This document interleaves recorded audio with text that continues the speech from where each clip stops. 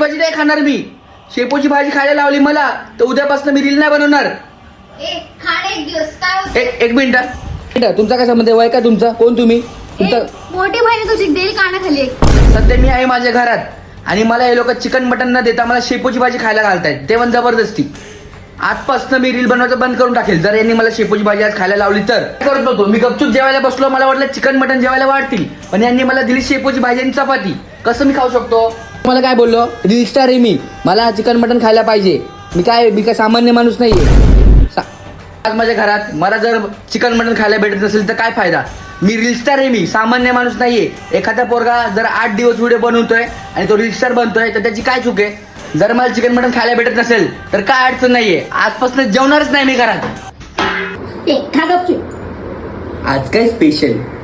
शेपूची भाजी, आईच्या हातचं, माझ्या आवडीचं.